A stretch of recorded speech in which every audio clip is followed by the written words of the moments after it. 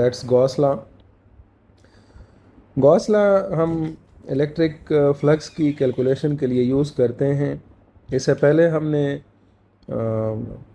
Electric field के बारे में डिस्क्रिप्शन पढ़ी है, और इलेक्ट्रिक फील्ड की डिस्क्रिप्शन में हमें ये पता चलता है कि किस तरह से इलेक्ट्रिक फील्ड चार्ज से रिलेटेड है।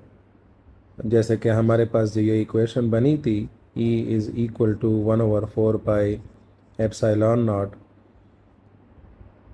Q/r²।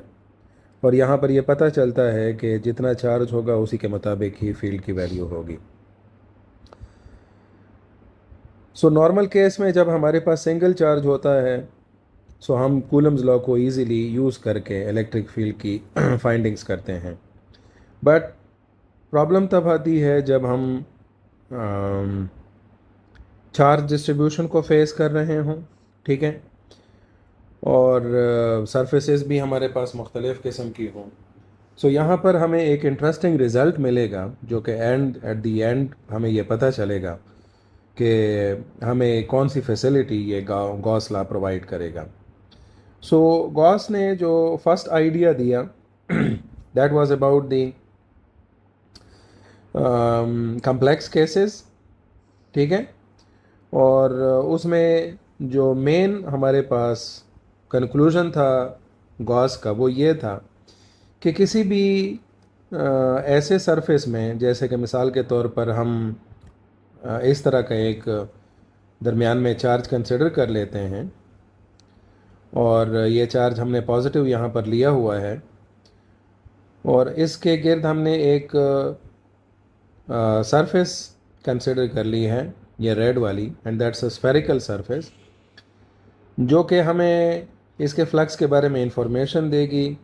इससे पिछले टॉपिक में हम ये बात देख चुके हैं कि अगर कोई सरफेस हो जिसके अंदर चार्ज पड़ा हुआ हो, तो उसका फ्लक्स मालूम करने के लिए हमने डिफरेंशियल एरियाज़ लेने हैं, और हर एक डिफरेंशियल एरिया का हमें फ्लक्स यूज़ करके उसको फिर टोटल करना पड़ेगा। सो यहाँ जिस डिस्ट्रीब्यूशन में यहाँ पर एक चार्ज पड़ा हुआ है इस पूरे सरफेस के अंदर, एक ये पॉजिटिव चार्ज पड़ा हुआ है, तो इस पॉजिटिव चार्ज के लिए जो गॉस की कंक्लूजन है वो क्या है कि इसके फ्लक्स की वैल्यू इक्वल होगी किसके, 1/ε0 टाइम्स द टोटल चार्ज, ठीक है। अब इसका बेसिक हमारे पास मतलब क्या बनता है ये एप्सिलॉन नॉट है परमिटिविटी ऑफ फ्री स्पेस, लेकिन ये अगर कोई दूसरा मीडियम हुआ तो उसकी भी परमिटिविटी हो सकती है, और उसके लिए फिर हम एप्सिलॉन नॉट के बजाय सिंपल एप्सिलॉन यूज़ करेंगे, और अगर हमें उसे किसी रिलेटिव परमिटिविटी के साथ चेक करना है तो एप्सिलॉन आर बेसिकली हमारे पास बराबर होगा ε/ε0 मीडियम की परमिटिविटी और वैक्यूम की परमिटिविटी का जो रिलेटिव नंबर हमें मिलेगा, that will be the relative permittivity. So इस रिज़ल्ट से जो गॉस ने हमारे सामने पेश किया है, दो चीज़ें हमारे सामने आती हैं। पहला पॉइंट जो है वो है मैग्नीट्यूड ऑफ चार्ज का, ठीक है, जितना ज़्यादा होगा फ्लक्स की वैल्यू उतनी ही ज़्यादा होगी। और दूसरा पॉइंट जो आता है वो है परमिटिविटी का। परमिटिविटी जिस तरह इससे पहले भी हम देख चुके हैं, ये रेजिस्टेंस होती है मीडियम की, कि वो कितना एक दो चार्जेस को या चार्जेस को दूसरे चार्जेस से इंटरेक्ट करने के लिए वीक करती है उनकी interaction. So it's a kind of thing which makes opposition या gives opposition to the charges, ताकि वो एक दूसरे के साथ इंटरेक्ट कर सके, बिकॉज वो फील्ड के थ्रू ही एक दूसरे के साथ इंटरेक्ट करते हैं। सो इस केस में अगर ज़ाहिर ये कैलकुलेशन हमने करनी है, जिस तरह से यहाँ पर ये रेड सरफेस हमने कंसिडर किया हुआ है एक स्फेयर का, तो इसके लिए जो हमने एग्जामिनेशन रीजन है, तो उस एग्जामिनेशन रीजन को हमने यहाँ पर गॉसियन सरफेस का नाम दिया हुआ है, ठीक है। और इसके कैलकुलेशन के लिए हम पूरे इस होल स्फेरिकल रीजन के सरफेस पर क्या करेंगे, इसके लिए हमने डिफरेंशियल स्मॉल एरियाज़ में इसको पैचेस में इसको डिवाइड करना होगा। उन डिफरेंशियल स्मॉल एरियाज़ में हमारे पास जो वैल्यूज़ हैं that will B delta A1, delta A2, delta A3 and delta AN, इस तरह से। और हर एक का जो सरफेस है, चूँकि ये एक हमने प्रॉपर पैटर्न लिया हुआ है स्फेरिकल, जो कि सेंटर से उनका फासला सेम है, तो वह हमारे पास जो रेडियस ऑफ सर जो स्फेयर है वही इन डिफरेंशियल एरियाज़ का डिस्टेंस हो जाएगा सेंट्रल चार्ज से। सो इस तरह अगर हम इंडिविजुअली ये फ्लक्सेस की वैल्यू कैलकुलेट करते हैं, सो एरिया 1 के लिए हमारे पास फ्लक्स की वैल्यू ये हो जाएगी। क्योंकि यहाँ पर इस फिगर में हम देख रहे हैं कि इनके दरमियान इलेक्ट्रिक फील्ड और वेक्टर एरिया के दरमियान जो एंगल है वो 0 डिग्री बन रहा है। तो इसको अगर हम यहाँ पर यूटिलाइज़ करें, so we will get this one as the sorry it will be 1। सो ऑटोमेटिकली आपके पास रिज़ल्ट आ जाएगा E1 डेल्टा A1 it's so on E2 डेल्टा A2, बिकॉज सारे जो डिफरेंशियल एरियाज़ हैं वो इलेक्ट्रिक फील्ड के जो रेडियल लाइंस हैं उनके साथ बिल्कुल पैरेलल बन रहे हैं। और इस तरह अगर हम फाइनल जितने भी नंबर हमने डिवाइड किए हुए हैं, चाहे 20 एरियाज़ लिए हुए हैं, 30 एरियाज़ लिए हुए हैं, n एक जनरल नंबर है, तो अगर हम उनको टोटल करें तो टोटल फ्लक्स हमारे पास ये आ जाएगा the sum of all individual fluxes. और अगर उनकी वैल्यूज़ को यहाँ पर हम पुट कर दें तो उसमें हमें ये चीज़ सामने हमारे पास आती है कि चूँकि सारे एरियाज़ जो हैं वो सेंट्रल चार्ज से सेम ही फासले पर हैं, तो ऑटोमेटिकली इलेक्ट्रिक फील्ड इंटेंसिटी की वैल्यू जो है वो क्या होगी, यूनिक होगी। और वो क्यों यूनिक होगी वो ऑलरेडी हम यहाँ पर एक्सप्लेन कर चुके हैं, that E is equal to Q by 4 pi epsilon not R²। तो चूँकि R की वैल्यू सबके लिए कॉमन है, सो इस वजह से इलेक्ट्रिक फील्ड भी सबके लिए क्या होगी, बराबर होगी। सो अगर इलेक्ट्रिक फील्ड को कॉमन ले लिया जाए तो ये सारे जो हमारे पास डिफरेंशियल एरियाज़ हैं उनको अगर हम सम अप कर दें, so we will get this thing, and basically this will be the surface area of a sphere, जो कि किसके बराबर है, 4 पाई R² के। सो अगर हम इसकी जगह पर 4 पाई R² की वैल्यू लगा दें, ठीक है, Q by 4 pi epsilon not R² हमने ऑलरेडी किसकी जगह लगा दिया, इलेक्ट्रिक फील्ड की जगह। सो इसमें 4 पाई R² की वैल्यू और यहाँ पर 4 पाई और R² ये कैंसिल आउट हो जाएंगे, और हमारे पास जो फाइनल रिज़ल्ट बनेगा that will be the same result which was concluded by Gauss in his law, जिसमें हमें यह बताया गया था कि फ्लक्स जो है वो आपके पास बराबर बनेगा total charge divided by the permittivity of that medium. इस केस में हमने फ्री स्पेस लिया हुआ है। सो पिछला जो हमने अभी यहाँ पर फिगर देखी है उसमें हमने कौन सी सरफेस कंसिडर की है बिल्कुल एक प्रॉपर स्फेरिकल रीजन हमने कंसिडर किया हुआ है जिसके R की वैल्यू यूनिक है।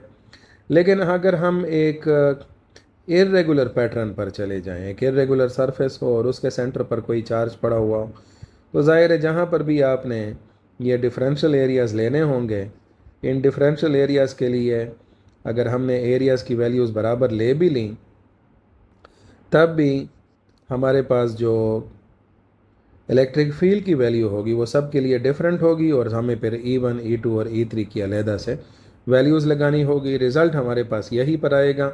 और यहाँ से इस रिज़ल्ट से एक और चीज़ भी हमारे पास सामने आती है कि जो फ्लक्स है वो इंडिपेंडेंट है उस सरफेस पर जिसके अंदर ये चार्ज पड़ा हुआ है, बट ये डिपेंड करता है इन दो मेजर क्वांटिटीज़ पर, जिसमें एक हमारे पास चार्ज है, ठीक है, और दूसरी है permittivity.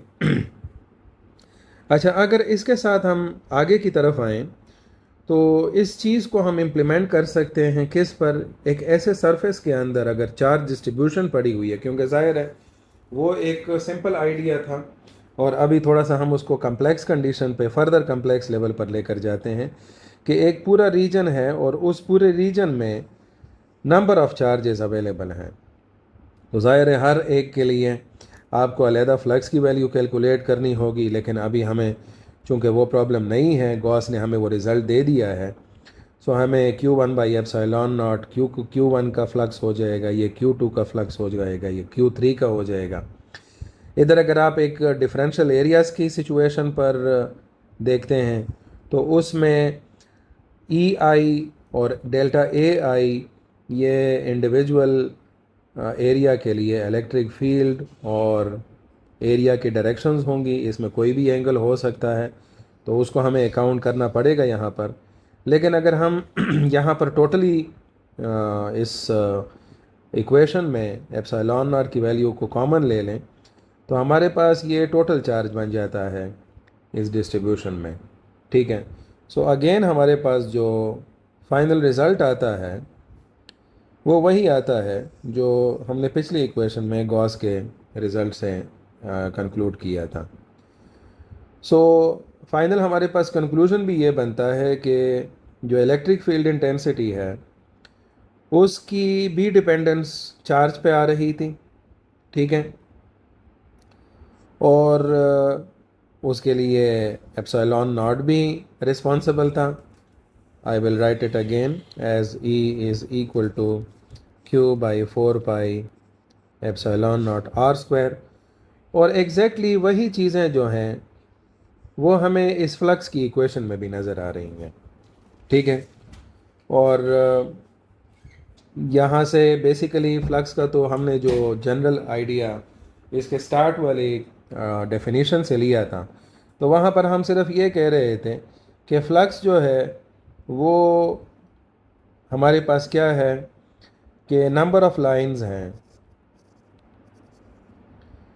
Passing through unit area. ठीक है।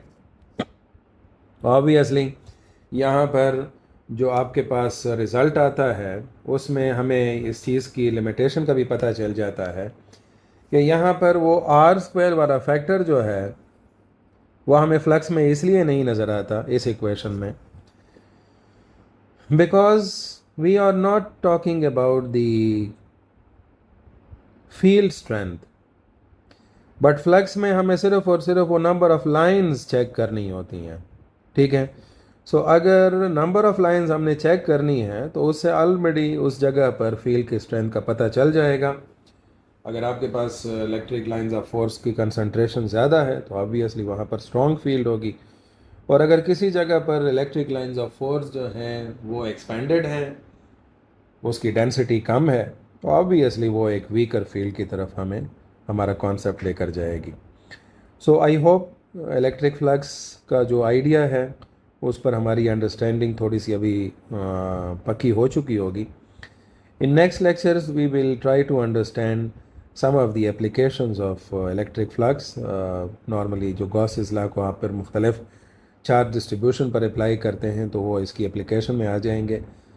कोई अगर इसमें डाउट्स हैं, क्वेरीज़ हैं, तो फिर आप कमेंट सेक्शन में उसके बारे में पूछ सकते हैं। We can discuss on these things. Thank you so much.